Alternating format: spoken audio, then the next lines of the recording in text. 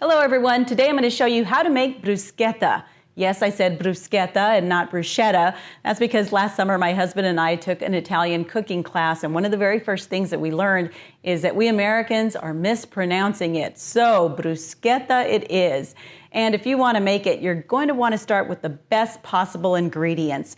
I've got vine-ripened tomatoes, fresh basil, fresh garlic, red wine vinegar or balsamic vinegar. I just brought them both out. You only need one or the other. Extra virgin olive oil, and of course a really good loaf of rustic bread or a baguette. So let's go ahead and get started. The first thing we're going to do is dice up our tomatoes and get rid of the inside seed portion. We're just using the outer part.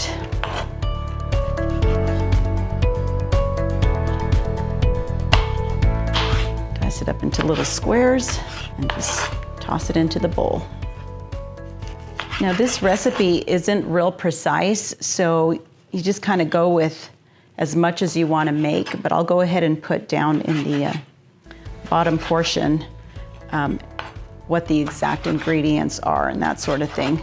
But again, just use it as a guideline, and you use more or less of whatever you want depending on how many people you're feeding. I have more tomatoes, but I think I'm going to stop there because that's plenty for what I need. I'm gonna wipe my board clean. And ooh, forgot to mention this earlier, salt and pepper to taste. All right, so what we're going to do now is chop up our basil.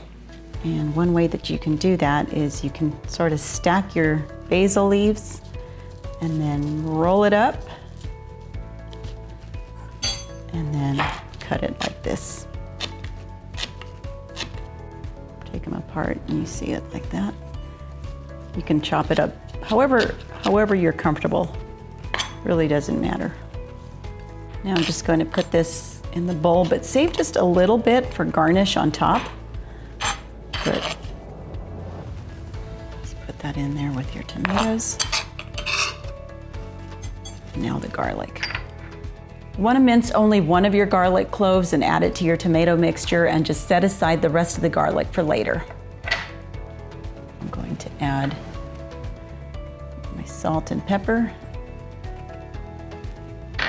Again, you only need either a couple tablespoons of red wine vinegar or balsamic vinegar. You don't need both, but since I have both, I'm going to kind of do half and half.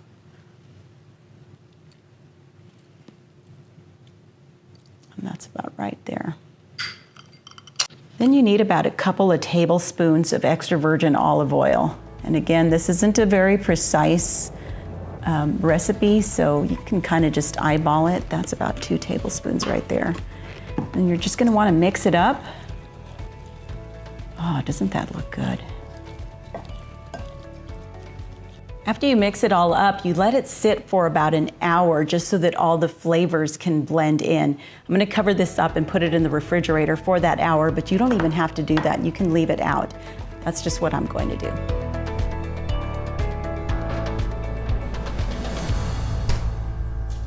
Once it's been about an hour, you're going to want to take your bread and cut it into slices. You sort of slice it at an angle. I'm just using a serrated knife. Ooh, a little piece of the garlic already fell off.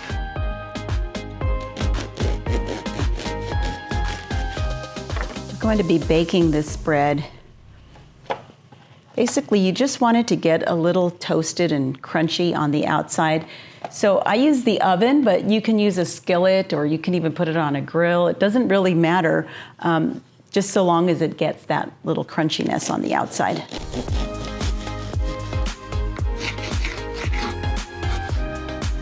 Now I'm going to bake it. I've already got my oven preheated, and I just leave it in there long enough to where it gets a little toasted and a little crunchy on the outside. That looks about perfect there.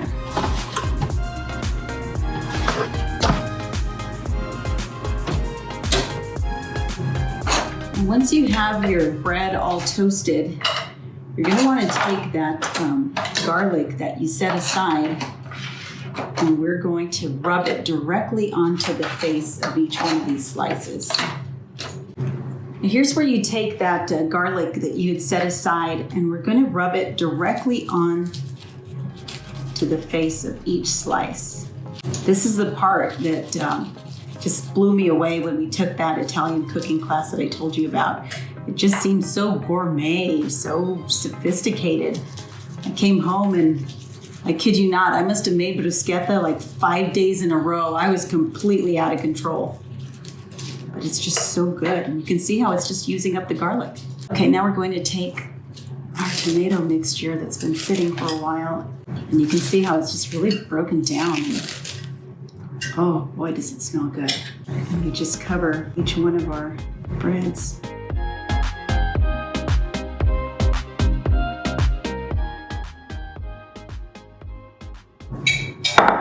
Then we take the little bit of basil and just kind of garnish it. And then you drizzle it all with just a little bit more olive oil.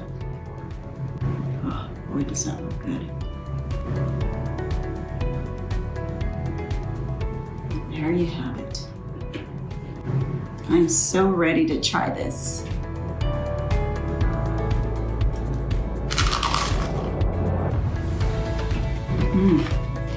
It is so delicious and just packed with all sorts of fresh flavors. You really are going to love this. You can serve it as an appetizer, or you can put it on a charcuterie board and have it as your dinner. It is that good.